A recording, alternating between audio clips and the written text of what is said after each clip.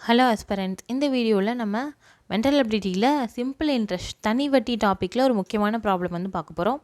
First என்ன கேட்டிருக்காங்கன்னு பாருங்கள். ரூபாய் 1600 வந்து என்னென்னா 2 வருஷங்கள் 4 மாதங்களில் கிடைக்கும் தனி வட்டி 252 ரூபா அப்படின்னா ஆண்டு வட்டி விகிதம் எவ்வளோ அப்படின்னு சொல்லி கேட்குறாங்க. ஃபஸ்ட்டு வந்து என்னென்னா எவ்வளோ தொகை கொடுத்துருக்காங்க, 1600 ரூபா. அப்போ பி ஈக்குவல்ட்டு என்ன எடுத்து எழுதிக்கலாம்னா 1600 ரூபா. பின்னா பிரின்சிபல் 1600 ரூபா எடுத்து எழுதிட்டோம். அடுத்தது என்ன கேட்டிருக்காங்க அடுத்தது என்ன கொடுத்துருக்காங்கன்னா எவ்வளோ காலம்னு கொடுத்துட்டாங்க, 2 வருஷம் 4 மாதம் அப்படின்னு சொல்லிட்டு. இது நம்ம எப்படி எழுதலாம் அப்படின்னா என்னன்னு எழுதலாம். என்னன்னா நம்பர் ஆஃப் இயர்ஸ், சரியா? 2 வருஷம் 4 மாதம் அப்படின்னு சொல்லி கொடுத்துருக்காங்க.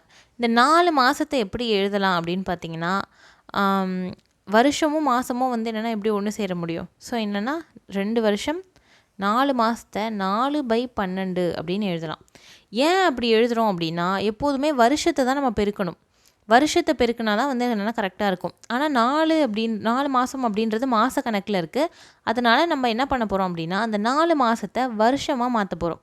அதனால தான் இப்படி மாற்றிருக்கோம். ஏன் 12 போட்டிருக்கோம் அப்படின்னா, ஒரு வருஷத்துக்கு எத்தனை மாதம் அப்படின்னா 12 மாதம். ஸோ ஒரு விஷயத்தை இன்னொரு விஷயமாக மாற்றும்போது அது மாதிரி வந்து நம்ம சேஞ்ச் பண்ணுவோம்.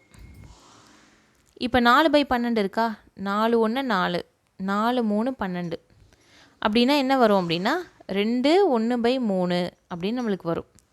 இதை வந்து நம்ம எப்படி சேஞ்ச் பண்ணலாம் அப்படின்னு பாருங்கள். இது வந்து நார்மல் ஃப்ராக்ஷனாக எப்படி சேஞ்ச் பண்ணலாம் அப்படின்னா, அந்த 3 2 இருக்குல்ல, ரெண்டுத்தையும் பெருக்கிக்கணும். வர ஆன்சரை மேலே இருக்கிற நம்பரோட கூட்டணும். இந்த மாதிரி வந்தால் வந்துடும்.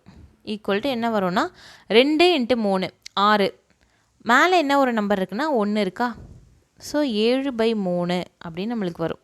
7/3 அப்படின்றது n. இதை கண்டுபிடிச்சாச்சு. அடுத்தது என்ன கொடுத்துருக்காங்க அப்படின்னா, தனி வட்டிக்கான அமௌண்ட் எவ்வளோ கொடுத்துருக்காங்க.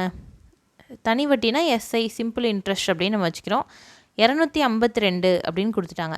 அப்போ நம்மள்ட்ட என்ன கேட்டிருக்காங்க அப்படின்னா, ஆறு என்ன அப்படின்னு சொல்லி கேட்டிருக்காங்க. ஆறுனா வட்டி விகிதம், அது என்ன அப்படின்னு சொல்லி கேட்டிருக்காங்க. இதை தான் நம்ம போட போகிறோம். இதுக்கு வந்து ஒரு முக்கியமான ஒரு ஃபார்முலா இருக்குது. Simple interest equal to P into N into R/100 அப்படின்னு ஒரு ஃபார்முலா இருக்குது, சரியா? இந்த ஃபார்முலாவில் சப்ஸ்டியூட் பண்ணுங்கள். எஸ்ஐக்கு பதிலாக 252 ஈக்குவல்ட்டு பிக்கு பதிலாக 1600 இன்ட்டு எண்ணுக்கு பதிலாக 7/3 இன்ட்டு ஆறு என்னன்னு நம்மளுக்கு தெரியாது, டிவைடட் பையில் 100, சரியா? இதை நம்ம போட போகிறோம். இப்போ 2 0க்கு 2 0 கேன்சல் ஆகிடும். இப்போ ஆறு ஈக்குவல்ட்டு என்ன வரும் அப்படின்னு பார்த்தீங்கன்னா மேலே என்ன இருக்குது 252 இன்ட்டு இங்கே இருக்கிறது வந்து என்ன பண்ணும், மேலே போயிடும், இன்ட்டு 3 டிவைடட் பையில் 16 × 7 அப்படின்னு இருக்குமா. இதை நம்ம என்ன பண்ணுறதுன்னு பார்ப்போம். கேன்சல் பண்ணலாம்.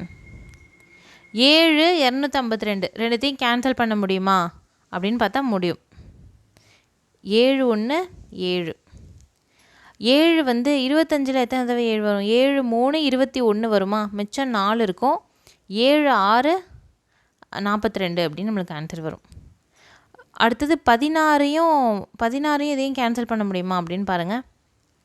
4ஆம் வாய்ப்பாடில் வரும். 4 4 16, 4 9 36 அப்படின்னு வரும். அப்படின்னா மேலே என்ன இருக்கும் அப்படின்னா 27 இருக்கும். 9 3 27 இருக்கும் பை 4. 27/4 அப்படின்றது தான் நம்மளுக்கு ஆன்சரில் வருது. பட் ஆனால் இங்கே வந்து பார்த்தா 27/4 வந்து இல்லை. என்ன பண்ணியிருக்காங்க அப்படின்னா மிக்ஸ்டு ஃப்ராக்ஷனில் கொண்டு வந்திருக்காங்க. இதை வந்து நம்ம எப்படி போடுறதுன்னு பார்ப்போம். 27/4 இது எப்படி போடலாம் அப்படின்னு பார்த்தீங்கன்னா, 27 நான் கீழே போட்டேன், டிவைடட் பை 4. 4 போட்டால் என்ன வருது, 27ல் எத்தனை தடவை 4 இருக்கும் அப்படின்னு பார்த்தீங்கன்னா 6 4 24, மிச்சம் 3 இருக்குமா. இது எப்படி எழுதலாம் அப்படின்னு பார்த்தீங்கன்னா, மேலே இருக்கிற நம்பர் இருக்குல்ல, மேலே இருக்கிற நம்பரை வந்து நம்ம முன்னாடி எழுதணும். கீழே ரிமைண்டர் மீதி இருக்குல்ல, மீதியை எங்கே எழுதணும் அப்படின்னா பின்னத்தில் மேல் பக்கம் எழுதணும்.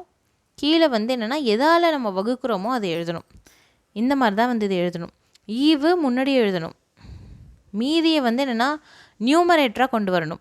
டிவைசர்னு சொல்லுவாங்க. எதால் வகுக்கிறோமோ அந்த நம்பரை வந்து என்னென்னா கீழே டினாமினேட்டரில் கொண்டு வரணும், சரியா? இப்படி தான் வந்து இது எழுதணும்.